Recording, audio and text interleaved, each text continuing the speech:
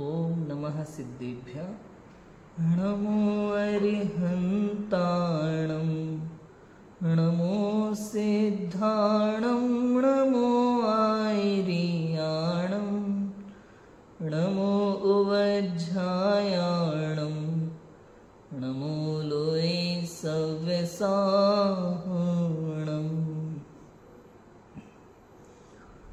जग है अनित्यता में शरण न वस्तु कोई, ताते दुख राशि भववास को निहारिए। एक चिद चिन्ह भिन्न सदा पर द्रव्य निते, अशुचि शरीर में न आपा बुद्धि धारिए। रागादिक भाव करे कर्म को बढ़ावे, ताते संवर स्वरूप होए कर्म बंध टारिए। तीन लोक माही जिन धर्म एक दुर्लभ है, ताते जिन धर्म को न छिन होवे सारिए।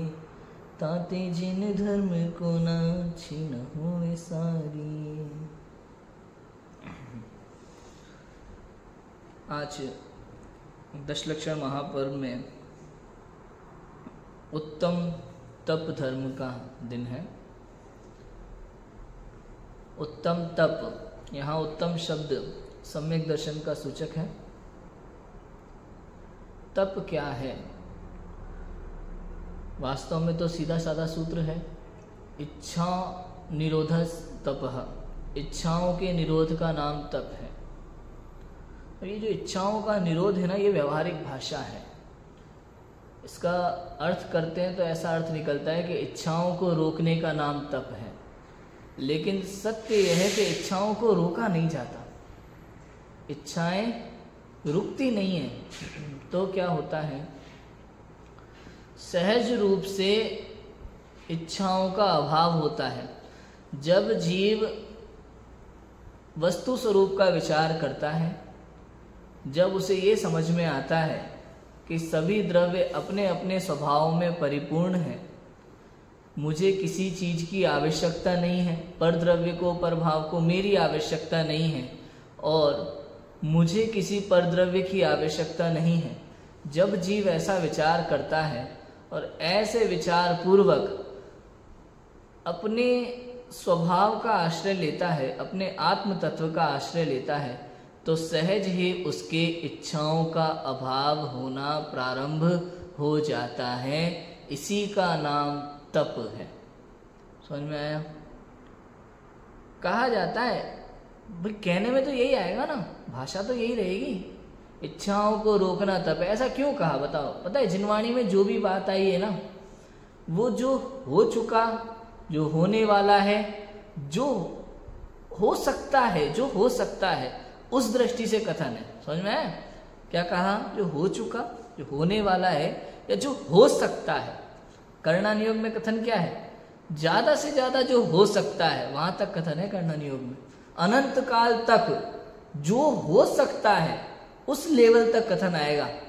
मान लो मनुष्य, अब मनुष्य का कथन आया कि पांडुक शिला तक जा सकता है, सुमेरु पर्वत के ऊपर पांडुक शिला तक मनुष्य जा सकता है। आपको क्या लगता है, हर कोई मनुष्य चला जाएगा?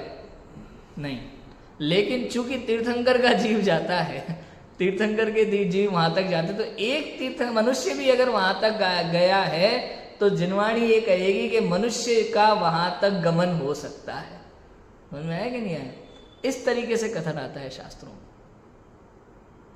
तो यहां ये कह रहे हैं कि जिन जीवों ने आत्म स्वभाव का आश्रय लिया है, और आत्म स्वभाव का आश्रय लेने से जिनके सहज ही इच्छाओं का अभाव हो गया है, उनको शास्त्रों में तपस्वी कहा गया।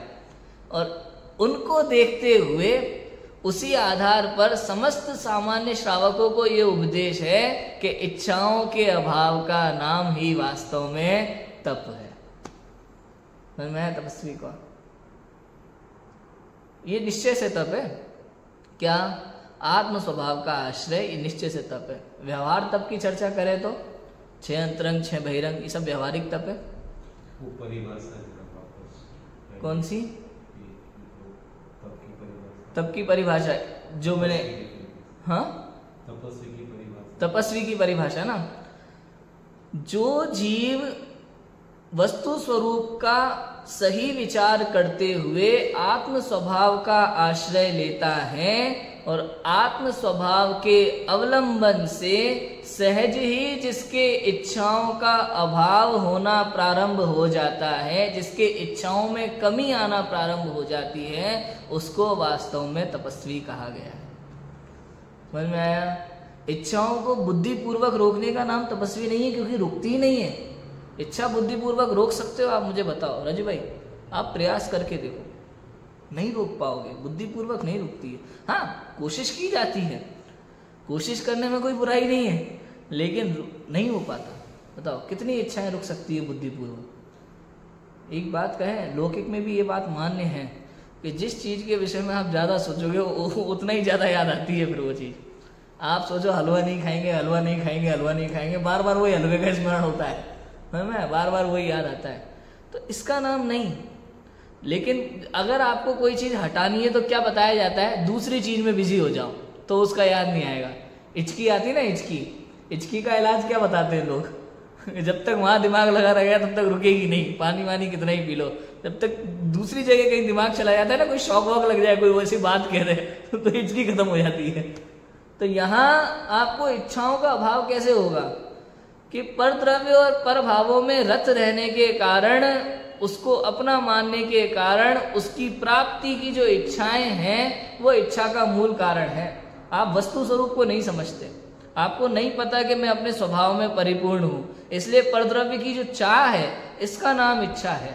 और जब वस्तु स्वरूप की समझ होने लगती है तो वहां से दृष्टि हट जाती है, अपनी ओर दृष्टि आ जाती है और इच्छाओं का स्वयं अभाव हो जाता है। ये इच्छाओं के निरोध की प्रक्रिया है। सही। तो व्रत लेने से इच्छाओं का निरोध नहीं होता है, उसका बताता हूं। देखो अब वही बात, अब व्यवहार रूप में 6 अंतरंग 6 बहिरंग तप है, व्रतादिक भी तप है ना। कई बार हम लोग कह देते हैं ना कि भाई अनशन उपवास व्रत आदि कोई तप नहीं है। तो ऐसा कहने से कई बार क्या होता है कि हम लोग पल्ला झाड़ लेते हैं। मतलब एक दिन भी अगर अन्न नहीं छूट रहा हो तो हम लोग क्या कहेंगे बचने के लिए, भाई देखो ऐसा है व्रत आदिक में तो धर्म है नहीं, इसका नाम तो तप है नहीं, तप तो इच्छाओं के अभाव का नाम है। एक आया भैया देखो इसके विषय में बात ऐसी है, थोड़ा सा इस विषय को ले लेते हैं। इसके विषय में बात ऐसी है, अभ्यास। वास्तव में ये व्रत उपवास आदि मिथ्या दृष्टि जीव के व्यवहार तब भी नहीं कहे जाएंगे, भले उसका बाकायदा पालन करे, जैसा शास्त्र में लिखा है वैसा पालन करे, तो भी वो मिथ्या चारित्र की श्रेणी में आता है जब तक सम्यक दर्शन नहीं है। बोलो, आप जो डेली दर्शन करते हो, पूजा करते हो, स्वाध्याय करते हो, भक्ति करते हो, व्रत करते हैं, उपवास करते हैं, गद्दे पे नहीं सोएंगे, ये पहनेंगे, ये नहीं पहनेंगे, ये खाएंगे, ये नहीं खाएंगे, इतने रस का त्याग, ये सब मिथ्या चारित्र है जब तक सम्यक दर्शन नहीं है। और ये सब करते हुए, लेकिन पहले ये सब करना जरूरी है, ये सब करना जरूरी है। ये सब करते हुए स्वाध्याय पूर्वक, स्वाध्याय परम तप है, ये ध्यान रखना, स्वाध्याय परम तप है। ये सब करते हुए स्वाध्याय पूर्वक, तत्व विचार पूर्वक जब जीव स्वभाव का आश्रय लेता है तो जितने समय निर्विकल्प अवस्था होती है, शुद्धोपयोग का काल होता है, उतने समय तो निश्चय सम्यक दर्शन ज्ञान चारित्र। और जब पुनः सविकल्प दशा होती है तो पहले आपके जीवन में जो भी काम चल रहे थे, पूजा भक्ति स्वाध्याय व्रत उपवास नियम संयम त्याग फलाना ठिकाना, सम्यक दर्शन होते ही ये सब व्यवहार सम्यक दर्शन ज्ञान चारित्र कहने में आता है। समझ में आ रहा है कि नहीं आ रहा? सम्यक दर्शन के बिना बाल तप कहा, बाल तप कहा, उसको आप उसको अभ्यास कह सकते हो एक दृष्टि से, लेकिन व्यवहार नाम नहीं पाता। चरणन योग शैली में उसको व्यवहार भी कह देते हैं, कोई दिक्कत नहीं है। वो व्यवहार मालूम है कैसा होता है? वो व्यवहार जैसे अड़ोसी पड़ोसी को चाचा नहीं कह देते, ऐसे पिता के घर में, अपने पिता के घर में अड़ोसी पड़ोसियों को चाचा कह देते हैं, और नानी के यहाँ जाओ तो अड़ोसी पड़ोसी सब मामा कहलाते हैं। है कि नहीं है? वो ऐसा व्यवहार है और कुछ नहीं है। ये सब चलता रहेगा, ये सब व्यवहार से कह भी देंगे, प्रशंसा भी की जाएगी, उसके पीछे भी कारण होता है। क्योंकि जब आप त्याग करते हैं, जब आप धीरे धीरे वस्तुओं को छोड़ते हैं, तो आपके पास समय होता है। क्या होता है? आपके पास समय होता है। शास्त्रों में जो उपदेश है ना, व्रत उपवास का व्यवहार से भी जो उपदेश है, उसमें ये कहा कि भैया इस दिन आपको लोक व्यवहार के जो व्यापार आदि है उनका भी त्याग करना होगा, विषय कषायों का त्याग करना होगा। ऐसा नहीं कि खाना छोड़ दिया, केवल खाना छोड़ने से काम नहीं चलेगा। इस दिन आपको कषायों का त्याग करना पड़ेगा। उनमें अधिक समय आप स्वाध्याय में लगाओ, तत्व विचार में लगाओ। अब आपको आज भोजन नहीं करना, भोजन नहीं बनाना, व्यापार नहीं करना, नौकरी नहीं जाना। क्यों? क्योंकि आज मेरा उपवास है। आपके पास अब कितना समय है? पूरा समय है आपके पास अपना। तो क्या करना? बैठ करके स्वाध्याय करना, तत्व विचार करना। यदि आप स्वाध्याय करोगे, तत्व विचार करोगे, तो तत्व विचार करते करते करते करते सम्यक दर्शन आत्मानुभव होने का चांस है। ये विधि है, ये प्रक्रिया है। इसको इस दृष्टि से कहा है, इस दृष्टि से इसकी प्रशंसा की है। लेकिन हमने तो ले लिया व्रत, उपवास, दूसरा आरंभ परिग्रह में बराबर लगे हुए, दुकान बराबर जा रहे हैं और टीवी देख रहे हैं, दूसरे सारे काम कर रहे हैं, तो उसको फिर व्रत उपवास, उसको तो फिर लंघन ही कहा है, उसको फिर व्रत उपवास की श्रेणी में नहीं लिया। या फिर ये कहो कि नहीं, इससे थोड़ा शरीर अच्छा रहेगा, साइंस भी मानता है एक आध दिन भोजन छोड़ना चाहिए और हमारा जैन धर्म तो कहता ही है, उस दृष्टि से करो तो वो भी तपस्या की श्रेणी में नहीं आएगा। सामान्य व्यवहार तब भी नहीं कहलाएगा। समझ में आ रहा है कि नहीं आ रहा? मूल रूप से तो बाह्य क्रिया भी यदि आत्म कल्याण की भावना से हो तो ही वो बाह्य कार्य आपके धर्म क्रिया कहने में आएगी, नहीं तो नहीं। आत्म कल्याण की भावना जुड़ी होनी चाहिए। इसलिए नहीं कि ये भी तो करते हैं, अनंत चौदस पे तो सभी लोग उपवास करते हैं भाई, तो हम कैसे पीछे रह जाएंगे? ये कोई कारण थोड़ी हुआ। इच्छाओं का अभाव होना चाहिए।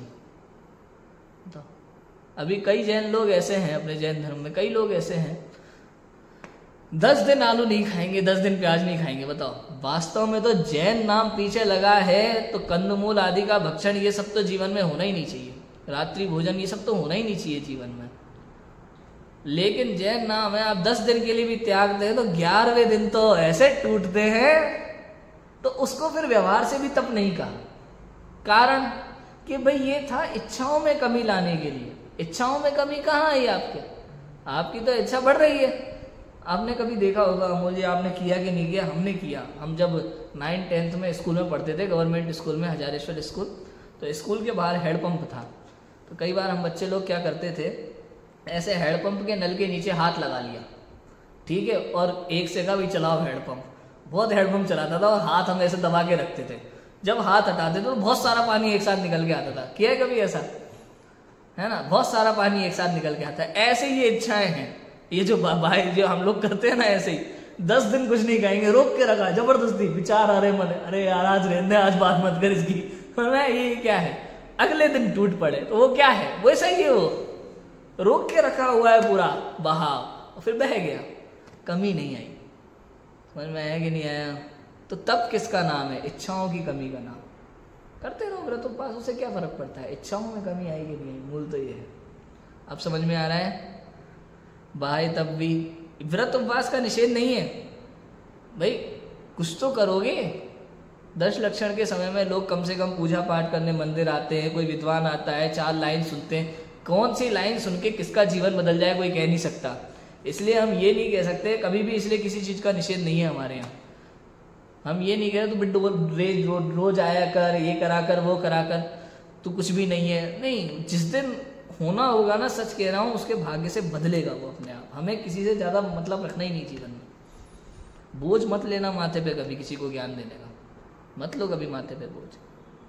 मैं जब नया नया कोटा शास्त्री करने गया था ना, तब मुझे लगता था, मैंने नया नया सीखा, ये सब मुझे पता ही नहीं था, मुझे बड़ी खुशी होती थी, मेरे को कभी सीखा नहीं था, कुछ पता नहीं था। हमारे घर में तो ऐसा होता है, उधर श्योपुर में तो ऐसा होता है, उनको तो कुछ पता ही नहीं है। मतलब मैं जब घर जाता था ऐसा लगता था सबको बताऊंगा, उस समय ऐसी भावना होती थी। और बाद में धीरे धीरे पता चला कि इनको मालूम सब है, लेकिन जानबूझ के करना नहीं है। इनको वही बड़बड़ करके 3-4 पूजा करके निकलना है दुकान पे, इनको वैसे ही काम करना है। इनको इच्छा ही नहीं है शास्त्र की बात समझने की, सुनने की। बाद में समझ में आई ये बात मुझे। उस दिन फिर निर्णय लिया हमने कि कभी किसी को ज्ञान नहीं देना। कभी कोई जिज्ञासावश कुछ पूछता है जिनवाणी की बात, तो उसको बताना, जितना पूछे उतना बताना। एक्स्ट्रा ज्ञान कभी किसी को देना ही नहीं। जिसको जो करना है करने दो, और विकल्प आता है तो विकल्प की पूर्ति कर भी लो, कोई दिक्कत नहीं है। और माने नहीं माने उसका निर्णय, छोड़ दो। कभी ये मत सोचना कि उसने मेरी बात नहीं मानी, कोई बात नहीं, उसका निर्णय। भरत चक्रवर्ती ने नहीं सोची कि मेरे बेटे ने मेरी बात नहीं मानी, चला गया, कोई बात नहीं। इन चीजों का ध्यान रखना हमेशा। समझ में आया कि नहीं आया? तो तप क्या है वास्तव में, उत्तम तप क्या है? सीधी सिंपल सी बात है कि पर द्रव्य मेरे नहीं है, मैं इनसे अत्यंत भिन्न हूं, अत्यंत भिन्न हूं। ऐसा जान करके पर से दृष्टि हटाकर अपने आत्म स्वभाव का आश्रय लो। आत्म स्वभाव का आश्रय लोगे तो धीरे धीरे भूमि का अनुसार राग द्वेष कम होंगे, कषाय घटेंगी, इच्छा घटेंगी। ये जो इच्छाओं का घटना, राग द्वेष का घटना और वीतरागता का बढ़ना, इसी का नाम उत्तम तप धर्म है और कुछ नहीं। बाकी संसार में जो कुछ भी आप करते हो वो व्यवहार से आप कुछ भी कहो, बाल तप कह सकते हो, अज्ञान तप कह सकते हो, कुछ भी कहो, व्यवहार कह लो। वास्तव में व्यवहार नाम नहीं पाता। व्यवहार नाम कब पाता है वो मैंने बता दिया अभी ना। सम्यक दर्शन के बिना, निश्चय सम्यक दर्शन ज्ञान चारित्र के बिना व्यवहार सम्यक दर्शन ज्ञान चारित्र होता ही नहीं है। नियम है, नियम है।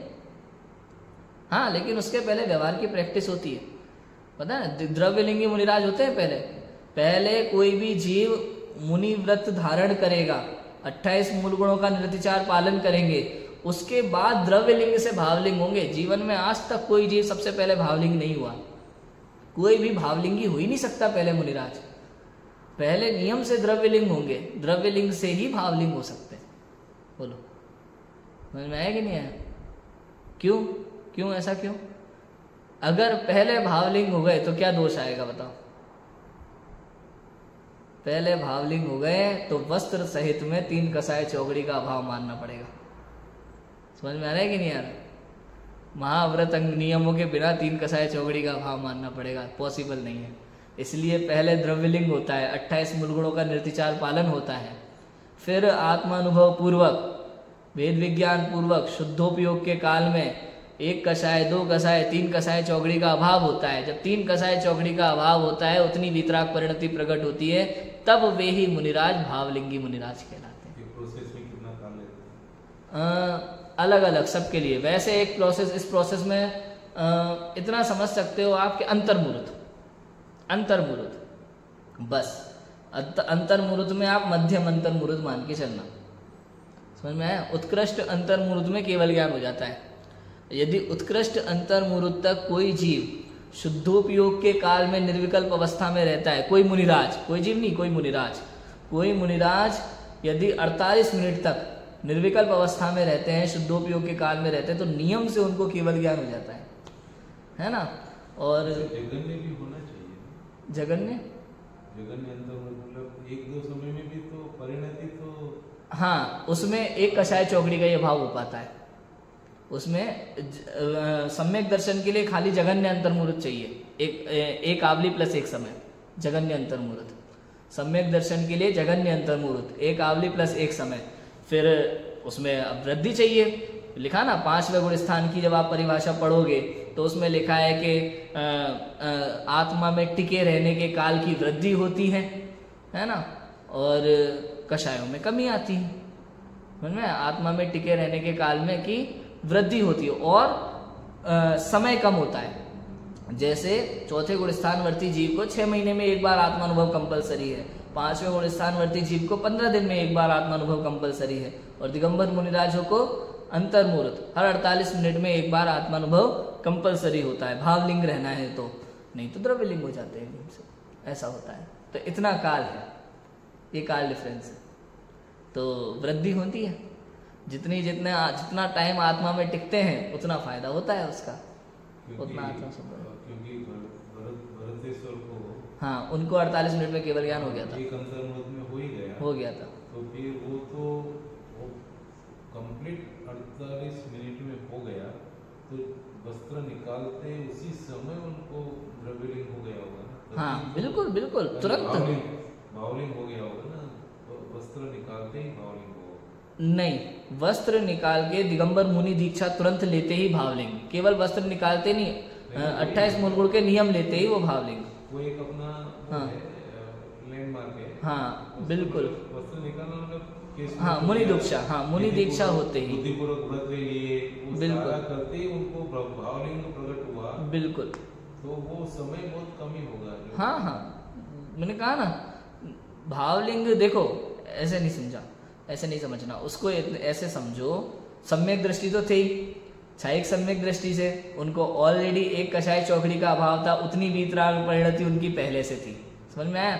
अब वस्त्र उतारे तो चौथे गुण स्थानवर्ती द्रव्यलिंगी मुनिराज कहलाए वो उस समय, ठीक है। द्रव्यलिंगी मुनिराज भी 3 प्रकार के, पहले गुण स्थानवर्ती, चौथे गुण स्थानवर्ती और 5वें गुण स्थानवर्ती। तो उस समय वो चौथे गुण स्थानवर्ती द्रव्यलिंगी मुनिराज कहलाए।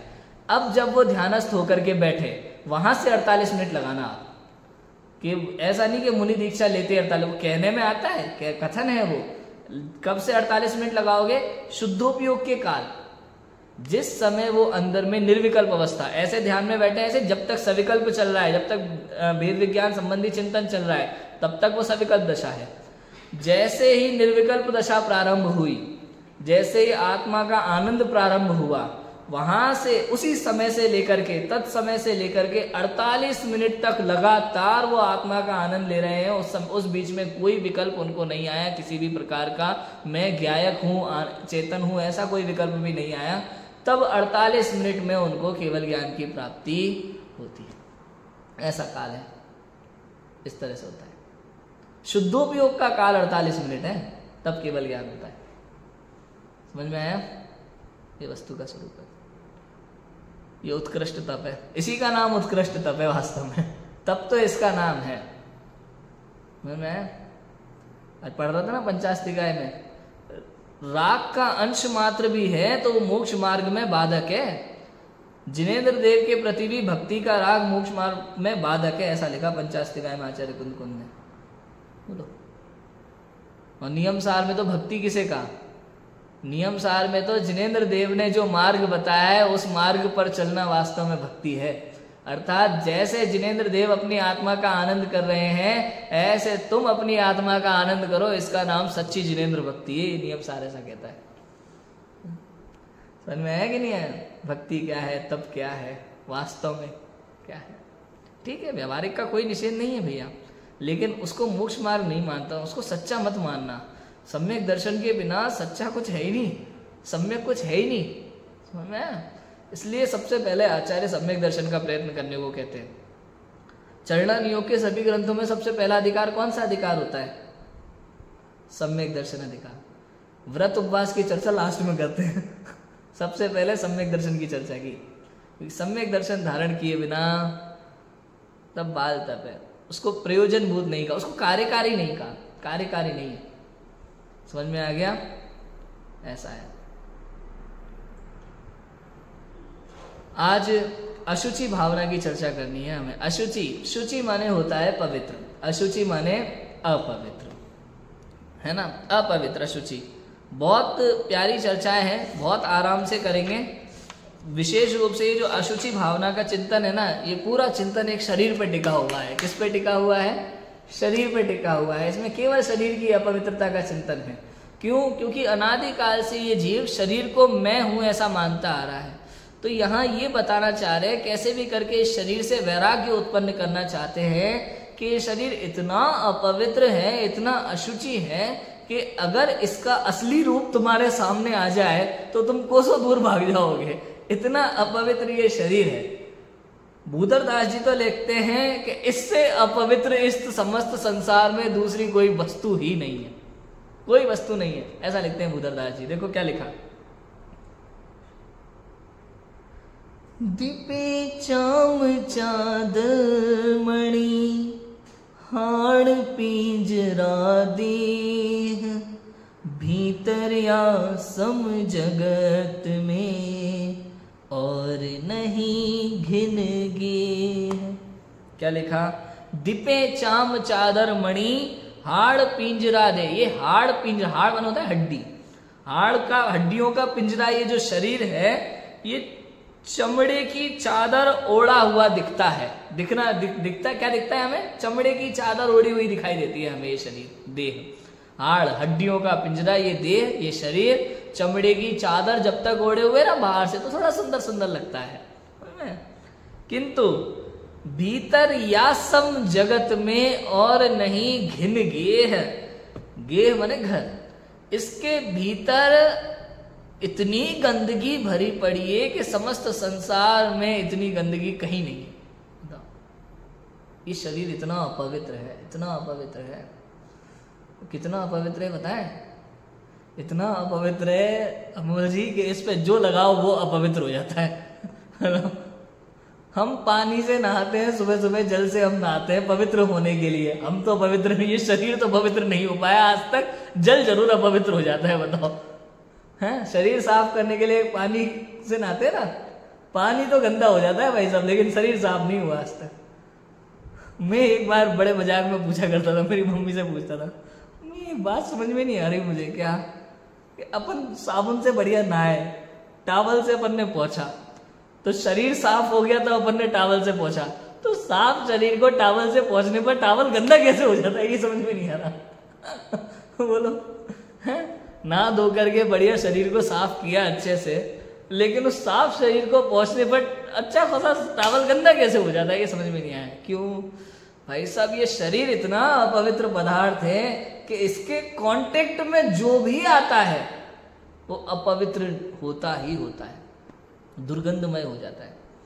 आपको पता है ये लोग जो परफ्यूम वगैरह लगाते हैं ना, ये परफ्यूम जब तक बाहर लेता है तब तक स्मेल देता है, थोड़ा शरीर पे लगाओ, थोड़ा वो उसके केमिकल्स के कारण जिस भी तरीके से वो गंदे तरीके से बनाते हों, अनंत जीवों की हिंसा से बनता है, उसको लगाते हैं, थोड़ी बहुत देर तो खुशबू आती है, लेकिन जैसे ये बॉडी पे पसीना वसीना आने लगता है ना, वो सब मिल जाता है, उसके बाद उसी शरीर से, उसी परफ्यूम से इतनी दुर्गंध आती है आप कल्पना नहीं कर सकते। जो लोग परफ्यूम लगाते हैं ना, कभी देखना, परफ्यूम लगाने वाले अभी लगा के आए, थोड़ी देर तो वो स्मेल महकती है, वो भी बहुत खतरनाक होती है, सिर दर्द वाली होती है, लेकिन पसीना वसीना आने के बाद, थोड़ा बहुत घूमने के बाद उनके बगल में खड़ा होना मुश्किल हो जाता है, इतनी दुर्गंध आती है फिर उनके उस परफ्यूम के कारण से, उनके शरीर से।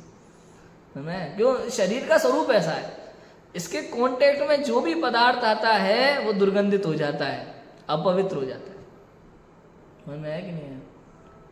इतना सुंदर रसगुल्ला बनता है भाई साहब, सफेद सफेद और लाल लाल गुलाब जामुन, इतनी सुंदर सुंदर मिठाइयाँ, इतना सुंदर भोजन है। ये अपने जो भोजनशाला वाले महाराज हो, सजा करके रखते हैं बढ़िया, हैं? कई बार कुक बनाने वाले ऐसे होते हैं, इतना बढ़िया सजा करके रखते हैं, देखने में इतना प्यारा लगता है, थोड़ा सा खाने के बाद सुबह उसका स्वरूप कितना खतरनाक हो जाता है, अभी बताओ। इस शरीर के कांटेक्ट में आते ही सारी चीजें महा अपवित्र हो जाती है। सुबह की छोड़ो यार, बहुत लंबा टाइम हो गया, मैं कह रहा हूं अमोल जी, एक ग्रास आपने मुंह में रखा, उसके बाद उसको मुंह में से निकाल के थूक दिया, दोबारा खाने की इच्छा होगी उसको? बोलो बोलो, 2 मिनट में शरीर की अपवित्रता समझ में आ जाती है कि शरीर के कांटेक्ट में एक सेकंड के लिए कोई कांटेक्ट में आता है तो वो कितना अपवित्र हो जाता है। ये शरीर की अपवित्रता है, इसलिए लिखा भीतर या सम जगत में और नहीं घिन गे, घिन घिन और घिन गे कोई नहीं है। अब सोचो, जिसमें से घिन आए, ऐसा कुछ भी नहीं है संसार में। इस शरीर में इतना अपवित्र पदार्थ है। क्या क्या अपवित्र पदार्थ है तो पंडित दौलत राम जी बताएंगे, देखो अच्छे से।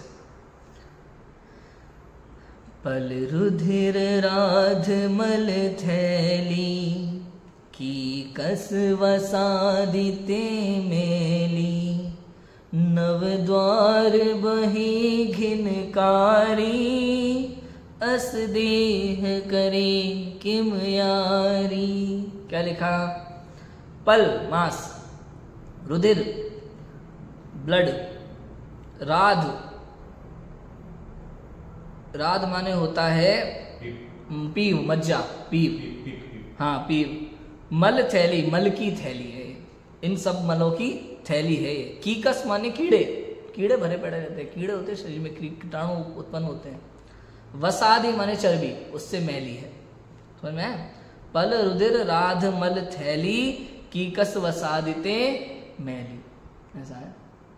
मांस, हड्डी, पीव, रक्त, इन सब से, ये ऐसे अपवित्र पदार्थों से भरी हुई ये शरीर जो है थैली है, इन अपवित्र पदार्थों की थैली है ये शरीर।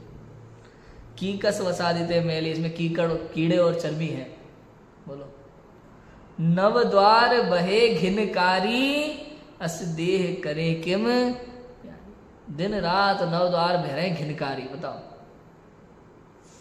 सोचो, शरीर में से जरा सा कुछ निकल जाए तो कितना खतरनाक होता है। बताओ हज भाई, अपन भोजन कर रहे हो, किसी की नाक आ रही हो, खाना नहीं खा सकता, बताओ, खाना खाना मुश्किल पड़ जाए, इतना खतरनाक है।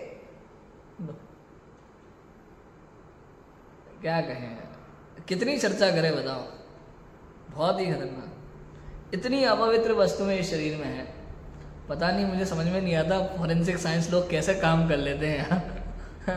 फॉरेंसिक डॉक्टर लोग कैसे काम करते हैं समझ में नहीं आता। चीर फाड़ कर लेते हैं, अंदर सब पूरा बाकायदा झांक के देखते हैं, उस चिमटे से सब निकाल लेते हैं, जो भी करना हो, समझ में नहीं आता। लेकिन हमें तो वॉमिट हो जाए देखते ही। कुल मिला के इतना घृणित है, इतना घृणित है, समझ में आ रहा है। अब देखो, इसके विषय में फिर इतना अपवित्र जो है, इसके विषय में युगल जी बाबूजी ने क्या लाइनें लिखी, वो पढ़ने लायक है। देखो, जिसके श्रृंगारों में मेरा यह महंगा जीवन घुल जाता, अत्यंत शुचि जड़ काया से इस चेतन का कैसा नाता। क्या लिखा, जिसके श्रृंगारों में मेरा, इस अपवित्र देह के श्रृंगारों में ये महंगा जीवन घुल जाता है। महंगा क्यों लिखा, बड़ा महंगा है ये जीवन, मनुष्य भव। मैंने बताया था ना, ये आपको क्या लगता है, ये मनुष्य भव जैन कुल कोई फ्री में मिल गया? त्रस पर्याय, 2 इंद्रिय से 5 इंद्रिय की पर्याय को त्रस पर्याय कहते हैं। त्रस पर्याय के लिए पंडित दौलत राम जी ने क्या लिखा छैड़ाला में, चिंतामणि रत्न के समान दुर्लभ है। चिंतामणि रत्न की दुर्लभता पता है कि एक व्यक्ति समुद्र किनारे बैठा हुआ था, उसको बताया किसी ने कि समुद्र में रत्न भरे पड़े हैं, एक चिंतामणि रत्न है, उसको लोहे पे लगाओ तो सोना बन जाता है ना। वो लोहा लेके बैठ गया। अब समुद्र के बहाव के साथ जितने भी पत्थर आए, हर पत्थर को उठाए, छुए और देखे लोहा सोना बना के नहीं, और उठा के फेंक दे। अब ऐसा करते करते 10 साल हो गए, 20 साल हो गए, 30 साल हो गए, 40 साल हो गए। पुण्य के उदय से उसको वास्तव में पारस पत्थर मिल गया, चिंतामणि रत्न मिल गया। समझ में आया? उसकी आदत क्या बन गई थी अमोल जी? उठाया, छुआ, देखा, फेंक दिया, उठाया, छुआ, देखा, फेंक दिया। चिंतामणि रत्न हाथ में आया, उसने उठाया, छुआ, फेंक दिया और देखा सोना बन गया। लेकिन अब गया तो गया। ऐसे ये दुर्लभ मनुष्य भव है। ये तो 2 इंद्रिय पर्याय के लिए कही इतनी दुर्लभता, तो 3 इंद्रिय, 4 इंद्रिय, असंगी पंचेंद्रिय, पंचेंद्रिय, फिर पंचेंद्रिय में अच्छा खासा निरोगी काया, जैन कुल, देवशास्त्र गुरु का मिलना, शास्त्र स्वाध्याय मिलना, आत्मा की बात मिलना उसमें, फिर एक ये दुर्लभ पे दुर्लभ है, महादुर्लभ है। ये भी फ्री में थोड़ी मिल गया, तो कैसे मिलता है ये मानो ना। अनंत भवों की पुण्य की कमाई है ये जैन धर्म।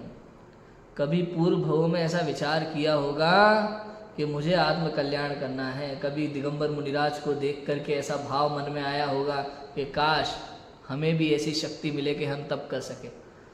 ये कैसे सुखी हैं, है ना। कभी किसी तरह, किसी भाव में किसी तरह के भाव किए होंगे, तब जाके आपको ये जैन धर्म मिला, जिनवाणी मिली, देवशास्त्र गुरु मिले।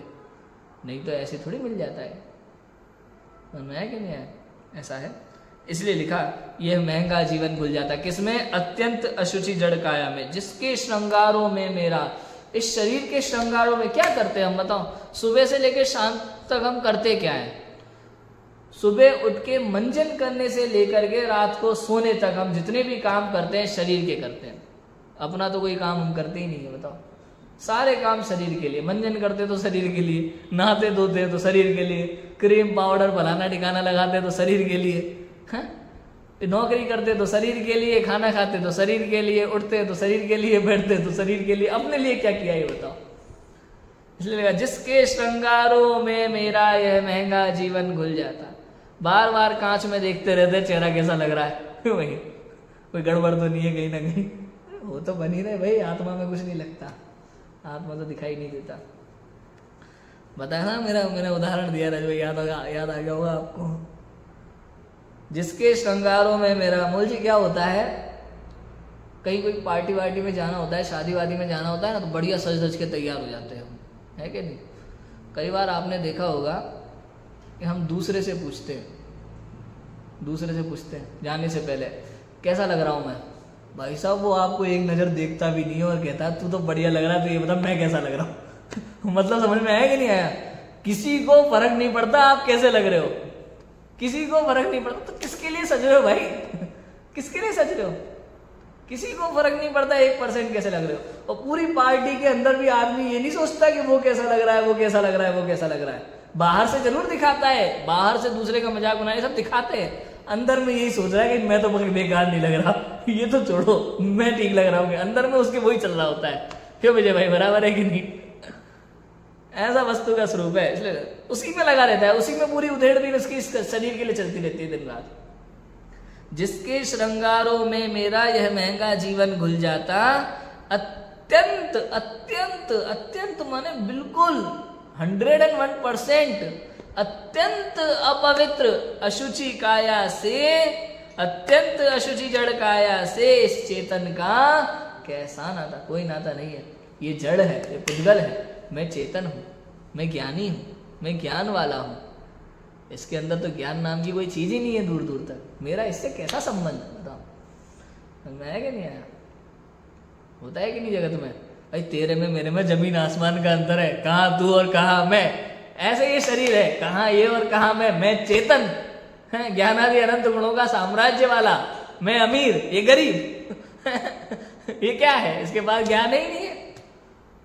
हालांकि हमें साम्य भाव रखना है, हमें अमीर गरीब नहीं करना है। इसमें वेद विज्ञान में तो ये अपने आप में परिपूर्ण है, मैं अपने आप में परिपूर्ण हूं, ऐसा निर्णय होता है। लेकिन इससे मेरा कोई नाता, कोई संबंध नहीं है। मूल बात ये समझ में है। अत्यंत अशुचि जड़ काया से इस चेतन का कैसा नाता। बोलो। मंगत राय जी से मिलने चलते हैं अपन कुछ ही देर में। मंगत राय जी हमारे सामने होंगे, बात करते हैं, देखो वो क्या कह रहे हैं। तू नित पोखे यह सूखे, जो धोवे त्यों मेली। निश दिन करे उपाय, देह का रोग दशा फैली। मात पिता रज वीरज मिलकर बनी देह तेरी। मांस हाड़ नश लहू राध की, प्रगट व्याधि घेरी। काना पौंडा पड़ा हाथ, यह चूसे तो रोवे। फले अनंत जो धर्म ध्यान की, भूमि विषय बोवे। केसर चंदन पुष्प सुगंधित, वस्तु देख सारी। देह परसते होए अपावन, निश दिन मल झारी। क्या कह रहे हैं भैया। तू नित पोखे यह सूखे जो।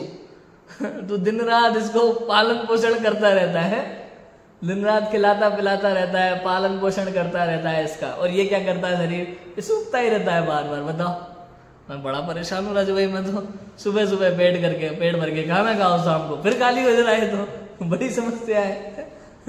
तू नित पोखे यह सूखे जो। बताओ कितना पोखते हैं। अमोल जी आप मोटे क्यों नहीं हो पा रहे, मुझे बताओ। राजू भाई मोटे क्यों नहीं, दुनिया परेशान करती है कि नहीं पतले लोगों को। मोटे क्यों नहीं हो पा रहे। पतले लोग समझा के थक जाते, भाई खाते तो हम भी उतना ही है, हम नहीं हो रहे तो क्या, शरीर सूख रहा है, हम क्या करें। तू नित पोखे यह सूखे जो, ध्योवे त्यों मेली। जितना धोते हैं उतना मेला होता जाता है भाई साहब। सोचो, अपने पाप धोने के चक्कर में, शरीर पवित्र करने के चक्कर में आधी दुनिया ने गंगा मैली कर दी, लेकिन आज तक ये शरीर पवित्र नहीं हुआ भाई साहब। नदियों का पानी गंदा हो जाता है, लेकिन शरीर पवित्र नहीं हो पाता। वस्तु का स्वरूप ऐसा है। बोलो कितना स्टार्ट करोगे आप। ये मत बोले कल से नहाना बंद। लोग उसी तरह से पकड़ लेते तुरंत, वही नहाने से शरीर तो पवित्र हुआ नहीं, कल से नहाना बंद। ठीक है, नहाना बंद हो सकता है, फिर आपको वस्त्र पहनना छोड़ना पड़ेगा। वस्त्र पहनना त्याग छोड़ना पड़ेगा, क्योंकि वस्त्रों के कांटेक्ट में शरीर दुर्गंध मारता है। और यदि वस्त्र ना हो तो शरीर से दुर्गंध नहीं आती, पसीने से दुर्गंध नहीं आती, क्योंकि जो निर्मल हवा बहती है ना, वो उस शरीर का बैलेंस बना के रखती है। अब कभी मुनिराजों के शरीर से आपको दुर्गंध आती दिखाई नहीं देगी। मुनिराजों के आयस्नान व्रत होता है, लेकिन उनके शरीर से दुर्गंध नहीं आती इस कारण से कि वो नहाते नहीं हैं।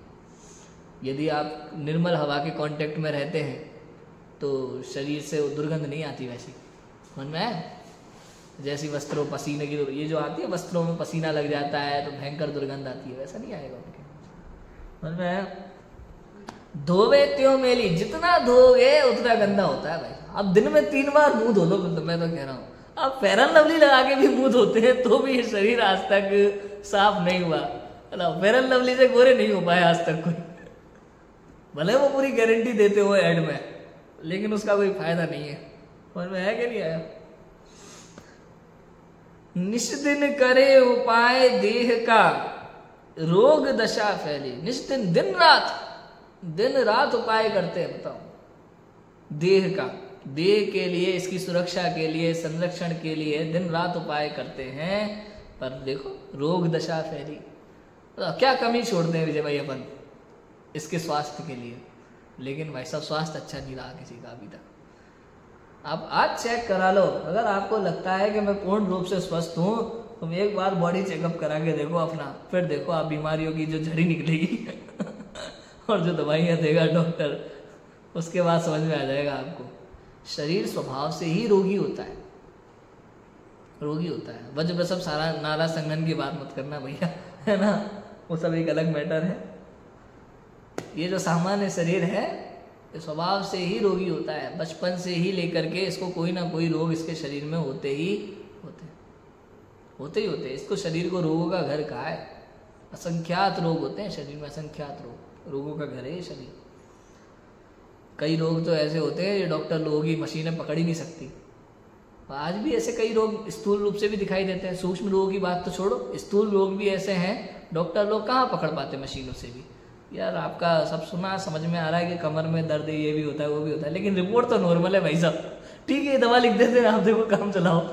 होता है कि नहीं होता विजय भाई? ऐसा है, रोग है नहीं पकड़ में आते, क्या करोगे। और सूक्ष्म रोग तो इतने हैं हमें खुद नहीं समझ में आता कि ये रोग है ऐसा है। निश्चिन करे उपाय देह का, रोग दशा फैली। कितना ही अच्छा खा लो, कितना ही उबला खा लो, कितना ही खराब कुछ भी कर लो, ये रोग तो रोग है भैया पहले। माता पिता रज वीरज मिलकर बनी देह तेरी। ये शरीर कैसे बनता है? ये शरीर अपवित्र पदार्थों से बनता है और अपवित्र ही रहता है। बताओ, इसका जन्म ही अपवित्रता से हुआ है, इसका जन्म ही अपवित्रता से हुआ है। जब पीरियड वगैरह की चर्चा चलती है ना, तो जया किशोरी वगैरह जो हैं, ये लोग बोलते हैं कई बार कि भाई आप सोचो, जिस माँ ने इस शरीर को 9 महीने गर्भ में रखा है, वो शरीर अपवित्र कैसे हो सकता है? तो ऐसा तर्क देते हैं वो। तो वो स्त्रियों का वो शरीर अपवित्र कैसे हो सकता है? तो वो पीरियड वगैरह नहीं मानते, उस समय वो अपवित्रता नहीं मानते। अरे भाई, ये शरीर तो जन्म से लेके मरण तक निश्चित रूप से अपवित्र ही है, अपवित्र ही है। पीरियड के दौरान जो मंदिर आने के लिए मना किया जाता है, शास्त्र छूने के लिए मना किया जाता है, उसके पीछे कारण है। उसका कारण क्या होता है वो बता दूं मैं भाई। जैसे आप समझो अमोल जी, अपन टॉयलेट करके आए, सुसु करके आए, अपन बिना हाथ धोए कभी शास्त्र छूते? मंदिर जाते हैं, खाना खाते हैं बिना हाथ पैर धोए? क्यों? मल को छुआ। ऐसे पॉटी करके आए, बताओ, पॉटी करके आए बिना हाथ धोए कुछ करेंगे? चलो वो छोड़ो, मैं एक बात कहता हूँ, खाना खाते खाते अगर पॉटी आ जाए तो बताओ खाना चालू रहेगा? किचन में काम करते करते पॉटी आ जाए तो खाना बनाना चालू रहेगा? लेकिन पीरियड के दौरान ऐसा ही होता है। अपवित्र पदार्थ किस समय निकलेगा कुछ कहा नहीं जा सकता। इसलिए उन दिनों में मंदिर आने का निषेध है, इसलिए उन दिनों में शास्त्र छूने का निषेध है, रसोई में आने का निषेध है। हम ये नहीं कह रहे कि महिला अपवित्र हो गई, ये थोड़ी कहा जा रहा है कि स्त्री अपवित्र हो गई। पुरुष के लिए भी है कि भाई अगर पैंट में पोटी है तो आप किचन में मत घुसो साफ करके आओ, धो करके, हाथ वाथ धो करके सब बढ़िया क्लियर होके आओ, ना धो करके। यही है ना इसका मूल कारण, ये इसके पीछे साइंस ये है देखा जाए तो। समझ ही नहीं पाते। आजकल की लड़कियां तो भड़क जाती हैं इस चीज़ को सुन करके कि तुमने हमें अपवित्र कैसे मान लिया। अरे अपवित्र नहीं माना भाई, लेकिन उस काल में मल बह रहा है ना शरीर से, इसलिए अपवित्र कहा, और कुछ नहीं है। उस समय के लिए रुक जाओ, किचन में मत जाओ, बर्तनों को मत छुओ और मंदिर मत जाओ, शास्त्र मत छुओ। उस समय थोड़ी मर्यादा रखो उन चीज़ों की, उसमें क्या दिक्कत आ रही है बताओ? रखना चाहिए, रखना ही चाहिए। समझ में आया? हमारे यहाँ उत्तर भारत में तो अभी भी मान्यता है, अभी भी चलता है। बहुत सारे लोग अब नहीं मानते हैं, लेकिन होना चाहिए, जरूरी है ये चीज़। आप खुद सोचो ना, आप खुद सोचो, किसी ने पेट में सुसु कर रखी हो, किचन में महाराज ने पेट में सुसु कर रखी हो, रोटी बना रहा हो, हाथ नहीं लगाया मान लो, तो भी खा लोगे? चलेगा? तो ऐसे ही है वो चीज़, वो भी मल ही तो है, शरीर के अंदर से निकलने वाला मल ही तो है ना। तो ऐसा है, समझ में आया कि नहीं आया? इसलिए इस चीज़ों का ध्यान रखना चाहिए। कितना अशुचि, कितना अपवित्र है। आप देखो, ये शरीर की अपवित्रता की चर्चा है, शरीर की अशुद्धता की चर्चा है। माता पिता रज मिलकर बनी देह तेरी, मांस हाड़ नस लहू राध की, प्रगट व्याधि घेरी। मांस, हाड़ माने हड्डी, नशे, लहू माने खून और राध माने पीप। मांस हाड़ नस लहू राध की, प्रगट व्याधि, प्रगट रूप में व्याधि रोग फैले हुए हैं शरीर में इस संबंधी।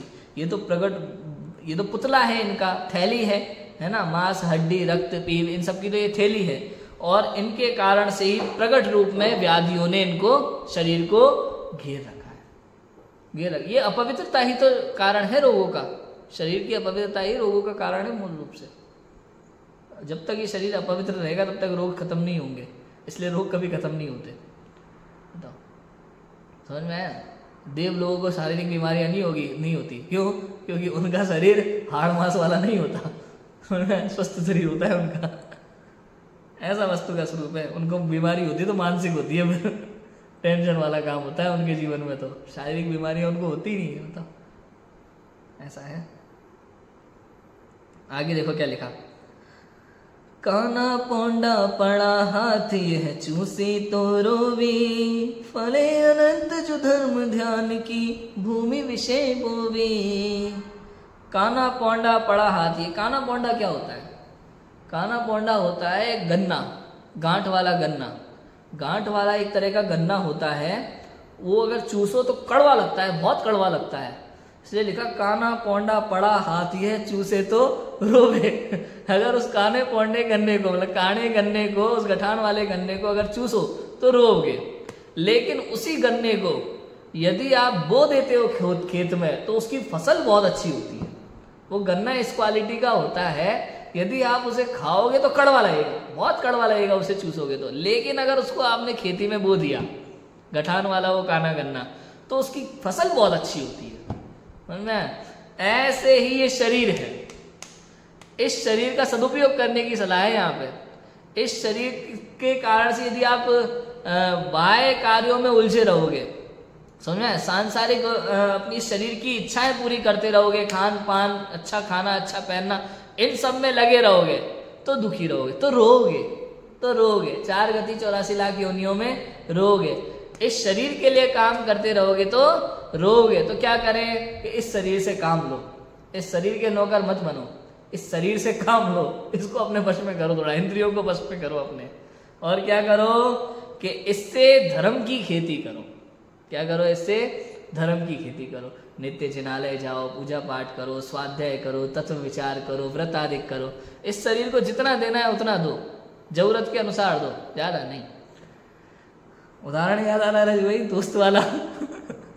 दोस्त वाला उदाहरण सुनाया था मैंने एक बार। तो अमोल जी, गुड्डू बबलू 2 प्रकार के दोस्त हुए करते थे। गुड्डू और बबलू 2 दोस्त थे। गुड्डू जो है बहुत सीधा था, बड़ा सीधा था गुड्डू, और पैसा भी था उसके पास। और बबलू जो है वो अलग ही क्वालिटी का व्यक्ति था, थोड़ा मायाचारी टाइप जीव था। उसके पास पैसे भी नहीं थे। गुड्डू के पास भी वैसे नहीं हुआ करते थे, लेकिन गुड्डू का दिल अच्छा था। तो बबलू को जिस चीज़ की आवश्यकता पड़ती थी ना, गुड्डू उसको ला करके देता था। कई बार तो ऐसा करता था गुड्डू, जैसे उसके पास भी किताब नहीं है लेकिन उसके पास भी नहीं है, तो लाएगा तो पहले उसको देगा। अपने दोस्त के लिए हर चीज़ करता था। अपने दोस्त का पूरा ध्यान रखता था, अपने को भूल जाता था। उसने फिर क्या किया मालूम है, पैसा नहीं था तो अपनी पढ़ाई छोड़ के काम करना शुरू कर दिया गुड्डू ने, और काम करके अपने दोस्त बबलू की पढ़ाई करवाई, उसको नौकरी लगवा दी, उसको बड़ा आदमी बना दिया। इतना सब किया गुड्डू ने बबलू के लिए, समझ में आया। एक दिन जब वो बबलू से मिलने गया उसके कॉलेज में, उसकी जगह पर, तब बबलू अपने दोस्तों के साथ बात करते हुए गुड्डू का मजाक बना रहा था। अरे उसको अकल नहीं है, उससे जो मांगूंगा वो देता है, तो बिल्कुल पागल आदमी है, उसको दुनियादारी की कोई समझ नहीं है, कुछ नहीं है, ऐसे मजाक बना रहा था। उस दिन समझ में आ गया गुड्डू को, ये विश्वासघाती है, ये विश्वासघाती है, मैं इसके लिए सब कुछ कर रहा हूँ लेकिन ये तो धोखेबाज निकला। अब बताओ क्या करना चाहिए गुड्डू को बबलू के साथ? दोस्ती तोड़ देना चाहिए, लड़ाई झगड़ा करना चाहिए, निपटा देना चाहिए? कुछ नहीं, बिल्कुल जैसा आज तक वो ना भले आदमी बनने का नाटक कर रहा था, दोस्ती का नाटक कर रहा था, वैसे अब तुम शुरू करो। उसको थोड़ा बहुत जरूरत पड़ने पर 2-5 रुपए जरूर दे दो, लेकिन उससे काम निकालो। उसको बोलो तेरी मदद मैं करूंगा तो चिंता मत कर, पहले ये वाला काम का, एक काम दो, दूसरा काम दो, तीसरा काम दो, और कभी कभी समय पड़ने पर 2-5 रुपए भी तो, ताकि उसको विश्वास भी रहे। मतलब जरूरत पड़ने पर थोड़ा बहुत उसको दो भी, ताकि उसका विश्वास बना रहे। उसको पता नहीं चलना चाहिए, उसको पता नहीं चलना चाहिए बबलू को कि गुड्डू को पता चल गया है कि तू धोखेबाज है। ऐसे ही ये शरीर मुझे अनादिकाल से धोखा दे रहा है। अब इस स्वाध्याय करके ये समझ में आ गया कि ये शरीर साथ नहीं देने वाला, साथ नहीं देने वाला। तो क्या करें, आत्महत्या कर लें कि नहीं? तो क्या करो, अब इस शरीर से काम निकालो। ये मांगता है रसगुल्ला, नहीं, मूंग की दाल का उबली हुई लौकी का देना। विश्वास बना के रखना है भाई, विश्वास बना के रखना है, एकदम से धोखा नहीं देना पूरी तरह कि नहीं तू धोखेबाज है, आज से कुछ नहीं खिलाऊंगा, कुछ नहीं पिलाऊंगा, आत्महत्या कर लो, ऐसा कुछ नहीं करना। बस आज से सारे क्रीम पाउडर परफ्यूम सब बंद। धोखेबाज है ना, अभी तक तो सब किया मित्र समझ के, अब कुछ नहीं करेंगे। समझ में, जितनी जरूरत है उतना देंगे। समझ में, थोड़ा बहुत कुछ बुला हुआ, थोड़ा बहुत कुछ खाना पीना, 2 समय का भोजन है ना, 3 समय का भोजन, जरूरत की आवश्यकता के अनुसार करो। बाकी स्वाध्याय, चिंतन, व्रत, उपवास, रसों का त्याग, ये सारी चीजें करके तपस्या करो। अब इस शरीर से काम लेना शुरू करो। ऐसे करके शरीर को क्रश करके काय क्लेश कहलाता है। काय क्लेश क्या होता है पता है? काय क्लेश का मतलब ये नहीं होता कि शरीर को कष्ट देना, नहीं। बाहर में चाहे जैसी भी परिस्थिति बन रही हो, शरीर से ममत्व भाव ना हो और अपनी आत्मा का आनंद करे, इसका नाम काय क्लेश तप है। सब चीजों की परिभाषा है, आत्मा की दृष्टि से सोचे तो बड़ा आनंद आता है। ऐसा है, समझ में आया? तो ऐसे धर्म का बीज बोना है अपन को। भूमि विषय बोवे, केसर चंदन पुष्प सुगंधित वस्तु देख सारी, देह परस्ते होए अपावन निस्दिन मलझारी। ये केसर चंदन सुगंधित पुष्प ये सब कुछ भी लपेट लो आप, देह परस्ते, इस देह के स्पर्श से सब अपवित्र हो जाते हैं, सब खुशबू से बदबू में बदल जाते हैं, पता नहीं चलता कब खुशबू से दुर्गंध में बदल गए। निस्दिन मलझारी, मल बहता है और निस्दिन इससे। समझ में आया? देखो, 100 बार सफाई करी फिर भी मलिन ही रहे, ऐसे अशुचि देह में अब कैसे हम रहें। परम पवित्र आत्मा अब उसमें रहूंगा, जान लिया संसार 12 भावन भाऊंगा। 100 बार तो कम लिखा भाई हमने, 1000 बार, लाख बार, करोड़ बार सफाई करो फिर भी मलिन ही रहे। बोलो जी, हाँ। अच्छे से अच्छे ब्रश, बिल्कुल आयुर्वेदिक हो, नीम के डंडे। अब जिस ब्रश को अच्छा मानते हो वो ब्रश करके, कुल्ला करके, 100 बार 1000 बार कुल्ला करके, 1 घूंट पानी पी के, 1 गिलास में थूक के किसी को बोलो भाई पी के बताओ, पिएगा? सफाई नहीं होती भाई साहब, मलिन ही रहता है। कितनी बार सफाई कर लो ये मलिन ही रहता है। ऐसे अशुचि देह में कैसे हम रहे? ऐसा चिंतन करता है जीव कि ऐसे अशुचि अपवित्र शरीर में रहना मुझे शोभा नहीं देता। तो क्या? परम पवित्र आत्मा अब उसमें रहूंगा, निज घर में रहने की भावना है। जान लिया संसार 12 भावन भाऊंगा। देखो जयचंडी छाबड़ा की लाइनें पढ़ते हैं। टाइम हो रहा है। निर्मल अपनी आत्मा देह अपावन गेह, जानि भव्य निज भाव को या सो तजो स्नेह। निर्मल अपनी आत्मा, भैया दोनों बात आ गई। निर्मल अपनी आत्मा देह अपावन गेह। देह अपावन अपवित्र घर है, ये शरीर क्या है? अपवित्रता का घर है।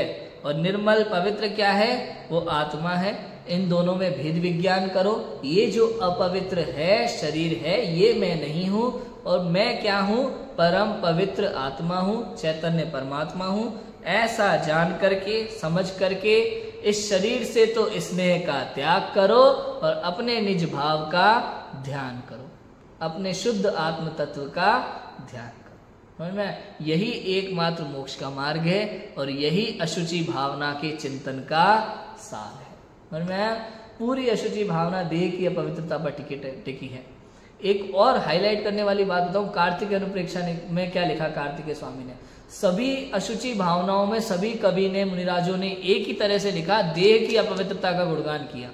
लेकिन कार्तिकेय मुनिराज ने स्वदेह और परदेह का भेद करके गुणगान अपवित्रता की बात बताई कि स्त्री को पुरुष के प्रति और पुरुष को स्त्री के प्रति, देह के प्रति जो प्रेम होता है उसका त्याग करना चाहिए, क्योंकि स्त्री का शरीर भी अपवित्र है और पुरुष का शरीर भी अपवित्र है। तो उस क्या करते? प्रेम मतलब क्या होता है? देह के प्रति तो होता है, आत्मा के प्रति तो प्रेम होता नहीं है। समझ में? लोग कहते ना हमारा तो प्रेम शरीर का नहीं, हमारा तो रूह का, आत्मा का प्रेम है। सब भाई बकवास बातें हैं भैया। आत्मा सामने आ जाएगी तो भागता फिरेगा, ताबीज बनवाता फिरेगा, भूत भूत करता हुआ। प्रेम तो शरीर का ही है। समझ में आया कि नहीं आया? तो कुल मिला के बात यह है कि परदेह, स्त्री के शरीर के प्रति यदि ममत्व का भाग आए, राग का भाव है, तो परदेह वो भी अपवित्र है। और स्वदेह के प्रति जो राग का भाव है, स्वदेह भी अपवित्र है। इसलिए स्वदेह और परदेह दोनों के प्रति मोह राग का भाव त्याग करके, ममत्व और राग का भाव त्याग करके शुद्ध पवित्र आत्मा का अनुभव करना, आत्मा का आश्रय लेना, यही मोक्ष का मार्ग है, यही आनंद का मार्ग है, यही सुख का मार्ग है और यही करने योग्य कार्य है। इस प्रकार अशुचि भावना है। कल उत्तम त्याग धर्म और आश्रव भावना की चर्चा आएगी, वो हम करेंगे। अभी की बात को विराम देते हैं। ओम नमः सिद्धि।